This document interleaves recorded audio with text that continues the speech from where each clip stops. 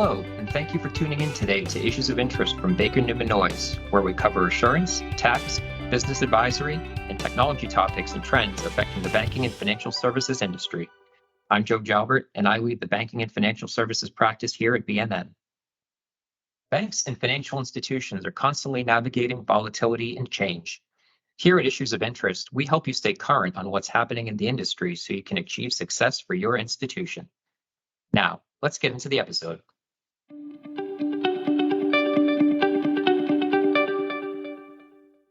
Hi, everyone. Thanks for joining us today. Travis Hersom here, CIO and Technology Strategy Advisor for BNN. I'm joined today by Darren Fischel, and we're going to talk business intelligence and whether or not your business is ready for business intelligence. So I want to introduce Darren. Darren, say hi. Hello, it's great to be here with you, Travis. Awesome. So tell listeners a little bit about what you do here at BNN. Yeah, you bet. I am the business intelligence manager. I manage automating all of our reporting and also on the advisory side, working with clients, advising them on business intelligence strategies and deployments. That's great.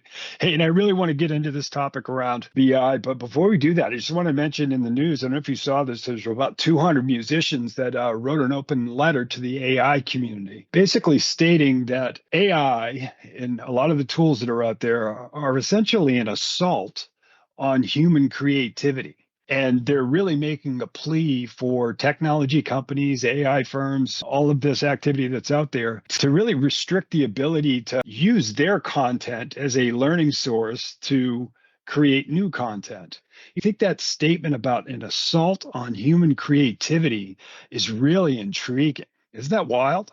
Yeah, I think it falls right in line with the New York Times lawsuit and probably plenty of others that are coming about how AI is plagiarizing in some strange, more convoluted way than standard plagiarism. Yeah, it's really wild. It's almost as if they're saying that creativity in general, whether it's music or art or whatever form creativity takes, it's almost saying that it's going to become a victim of these new technologies that are out there. In some cases, I almost feel like it's a benefactor. You know, creativity benefits from the ability to use tools like this to enhance whatever that idea is. I don't think it takes away the ability to come up with that creative thought or idea or product. I think it's really meant to enhance that and take it to the next level. It's going to be intriguing to see how this all plays out, but it's been the debate that's been out there for a while around AI. Are you making any AI music? I am not yet. I'm still just doing it all homegrown. I know we both share that passion for music and are both musicians, so it resonates a little more with us. So another shared passion is obviously around data, right? And getting to that point where you can use data to drive decisions in your business. This is becoming, such a critical component to any business to be able to elevate their products, their services, and having that right visibility is just so important. And today, really what we wanted to do is just talk about what are those fundamentals? Where do you get started as you're pursuing an overall journey into business intelligence? I want to throw that over to you to say, what's the starting point for an organization who's trying to get a little more advanced and really leverage data as an asset within their organization to help drive decisions or shape their future? Yeah. Step one is, of course, data. Maybe sounds flip, but it's really like taking stock of what data are you currently using and to what extent are you incorporating data into your current reporting and how do you access it? What's the process for transforming it, getting it into a specific report? How much time does that take? All of those things kind of identify what's really the lowest hanging fruit and also aligning that with your goals. There's certainly gains to be made if you have existing reports. You've already identified the source. You already have a process for transforming that data or manipulating it some way to get to an end report. Perhaps that report gets emailed out to 15 different people in 15 different, slightly different formats, right? Those are all really great use cases to say, let's automate all those steps, right? There's no reason that they can't be written out as a script. And that's great for a lot of reasons, one of which is that it's standardized. And so if you want to make a change to the process, you really just change the process and run it again. And so a lot of the challenges around that are who owns that process? Is it a business process? Is it a technology process? Does it live with IT? What kind of access restrictions do you have? All that kind of stuff Right. can really be a challenge. And I think that that's one of the toughest things is figuring out, how do you get the right configuration to get access to that data and automate it in a certain way. But I think that taking stock of the reporting you're doing currently is really the first step. Yeah, that makes a lot of sense. And so reporting, right? You hear reporting, you have reports, a bunch of consumers of these reports. What's the difference between reports and business intelligence? How do you differentiate between those two? Are they the same thing or are they different? Reports are a subcategory, I guess, of business intelligence, and it's broad. And I honestly think it's perhaps a little fuzzy, right? It could be business intelligence can include everything from data science to data engineering and data pipelining. And so it's a really big, broad category that generally fits into the, if you're using data to derive insights about your business, business intelligence in one way or another, right? And it's just like data science itself is relatively a new category. I mean, it's, we've been talking about it for many years now, but for a while, like that was just mathematicians did data science. Mathematicians and statisticians and computer scientists all got together and collaborated and out came data science. And for a while didn't necessarily have a name. And I think that the business applications of all of that stuff really, fits into business intelligence, as emblematic like that. Most of those software categories like Tableau, Power BI, Qlik, Looker, they're all BI tools. And so that really gives it a name and a domain and kind of know and understand that. But yeah, there's a distinction too. I think reports could be a lot of different kinds of things. When I think of those, I think of, it's probably done in Excel. It's probably static. It's not automatically refreshable. It's not really built on a data pipeline. It's manually produced, or it's not interactive at the very least. And so I think then you get into that category of BI solutions where there is that interactivity and there's the ability to really give the user the ability to query the data. I don't know. What do you think of when you think of BI versus reports? Oh, that's great. I totally agree with you. And you hit on a couple topics there that I think are important. So one, you talked about data pipelines. Also, you mentioned visualizing the data. And I think that those are two key aspects that I think about in differentiating between reports and business intelligence. I think of reports as more of, okay, we're reporting what happened.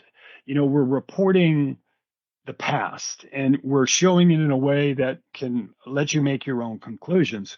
When you get into business intelligence, I think leveraging visualizations, using some of that historical information to not necessarily predict the future, but forecast what you can expect based on previous information. I think that's another layer of business intelligence that is important.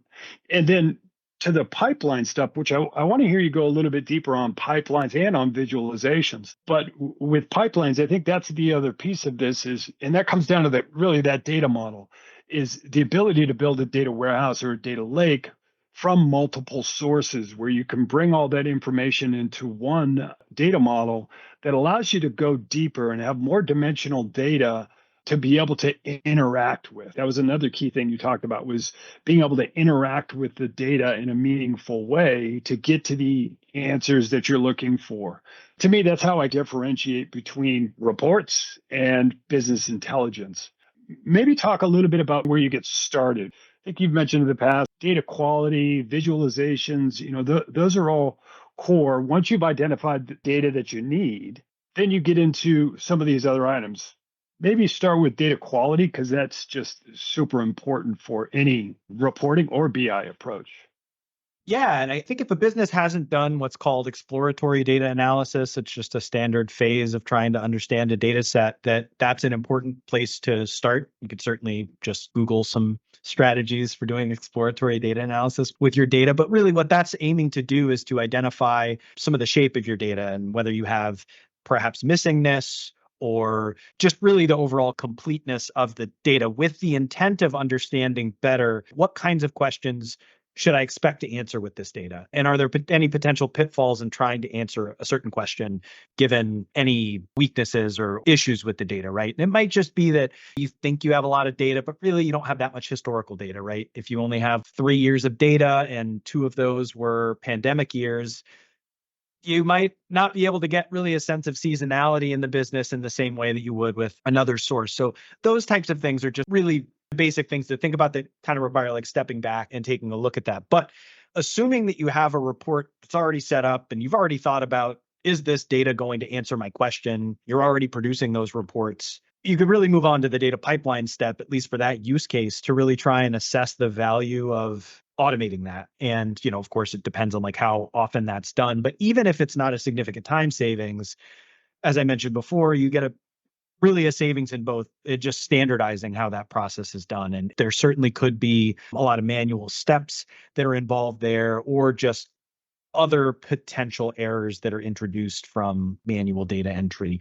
So I think thinking about that, you've got an existing report, building a data pipeline that automates delivery of that report or of that data into a BI tool. And that could take a lot of different formats, right? Because there's different software tools. The two big ones are obviously Power BI and Tableau are the two large ones. And both of them in some format have tools that allow you to ingest data from different sources and present them in a BI tool. But then there's obviously a lot of other database companies, and there's a lot of other cloud services or on-premises solutions to try and get data from one place to another. So there's a ton of different services to choose from there.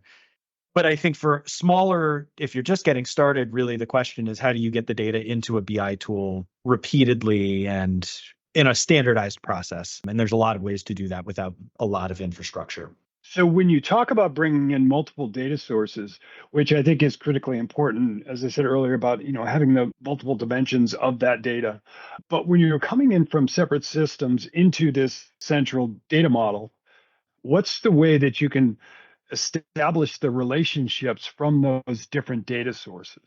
It really relies on it analyzing where your source of truth is for that type of information. So say it's client information. Do you have, there should be one system that has your client IDs, and that should be replicated to all of your other systems that might have client related information. And so, linking on those IDs, which should just be single incrementing the unique, obviously, but just integers. And really the reason for those types of keys is that, say a client's name changes, they change a DBA or they go by something else, right?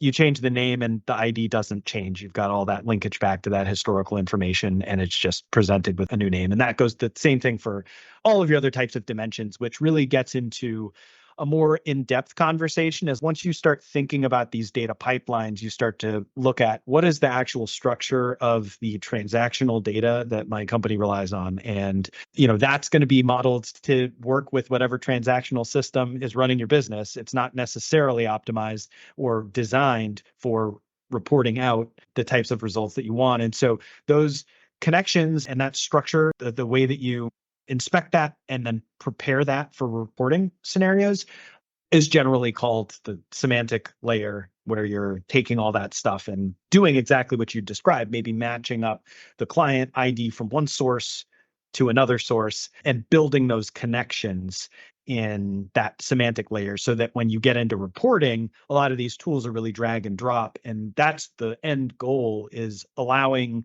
either report developers, say your business analysts, whether they're business analysts or actual end users within the business, that they are able to build those types of things, just dragging and drop. It makes it a friendly interface where they don't have to think about that data modeling component and the connections between those things. Yeah, so that design of that semantic layer on the back end is just paramount, right? It's critically important to make all of this come together in a usable way. I want to go back to data quality and also maybe visualizations and what the marriage is there and how they can support each other. That goal for data quality, maybe leveraging visualizations to help determine the overall quality of your data. Yeah, there's a lot of use cases. I'll talk about one internally, and analyzing charge codes within our different lines of work, right? And so there might be really similar ones that are just set up by like different departments. And so this gets back to a single source of truth. A certain type of activity maybe is billed, and you've got legacy systems where there were different codes in one or different codes in another. And using data visualization to profile usage of those types of things could identify places where you might consolidate, where you'd say, oh, actually, these two codes kind of mean the same thing. And of course, the business understands that they mean the same thing, but just for clarity and reporting downstream, you would want to consider maybe consolidating those. So that's certainly one way. And then the other thing with exploratory data analysis, just profiling data and seeing what is the shape of it. Does the distribution of this data look like I would expect? And does it reflect any kind of missing information, right? And so there could be a lot of ways in which you kind of just check that data against common knowledge within the business, right? Doing that type of visualization and profiling your data by different dimensions can really expose the types of things that you should look out for going forward. And I think that certainly the people that are entering the data know where there might be gaps or there might be inaccuracies or there might be those types of issues. But it is important to think of the way that data visualization can help you address those data quality issues and then set up rules that call that out, right? And try to address that. And so that's certainly something that should be built into the process, is monitoring that data quality when you know that there are issues. And really, visualizing it is the great way to get a handle on that. The last thing I just want to talk about is, as far as a consideration as you get started and getting your business ready for business intelligence, clearly security. It's an important part of any solution or any strategy as you roll into BI journey.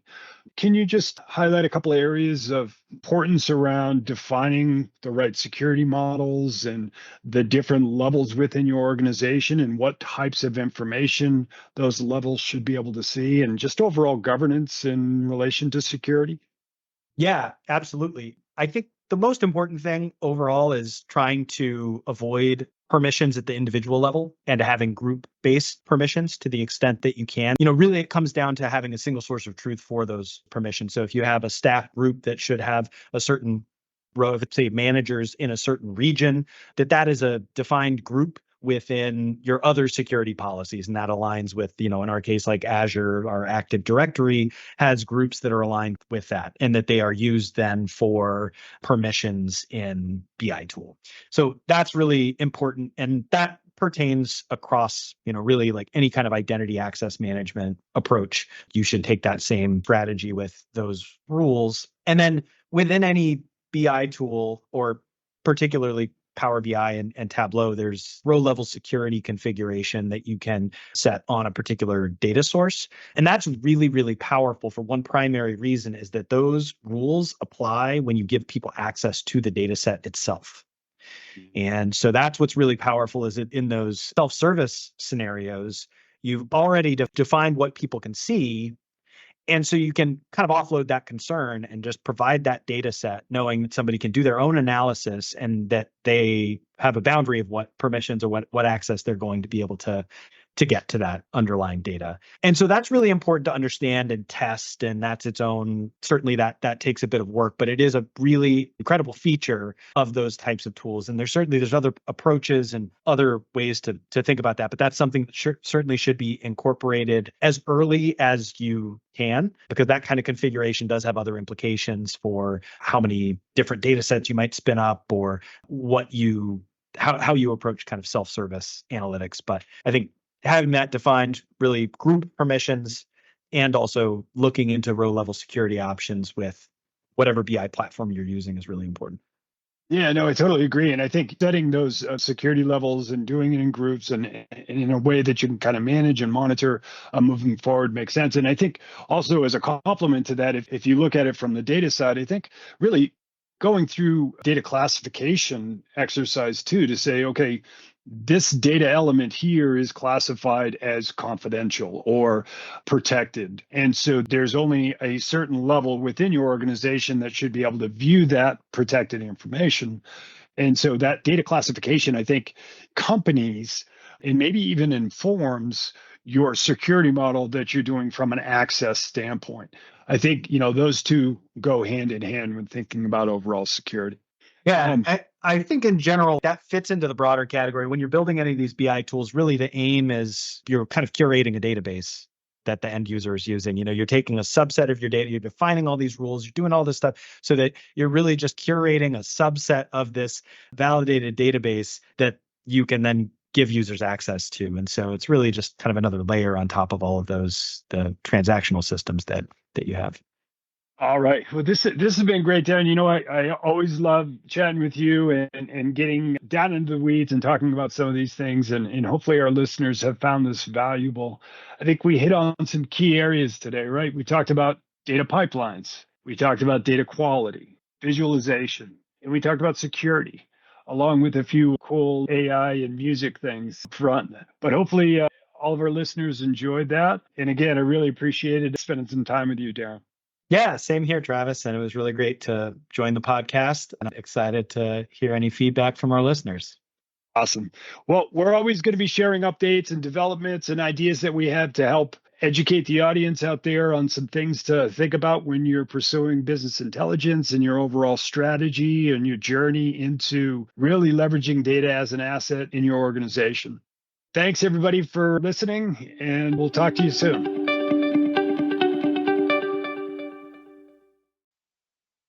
Thank you for listening to Issues of Interest from Baker Newman Noyes.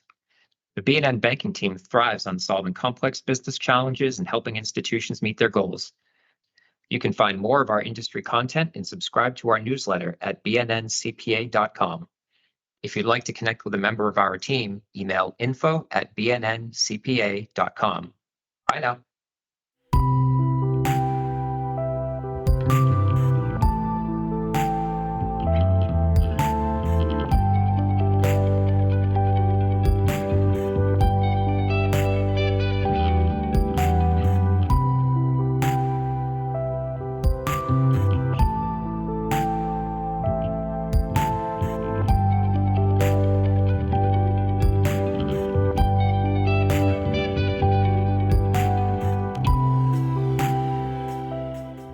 This podcast is brought to you by Baker Newman Noyes. The information contained in this episode is based on data available as of the date of its release.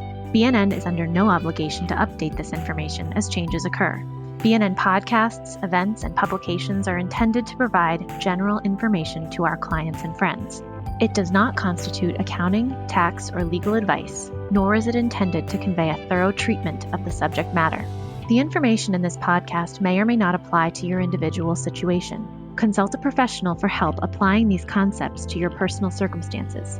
Please contact Baker Newman Noyes for additional assistance at info@bnncpa.com. More information can be found online at bnncpa.com.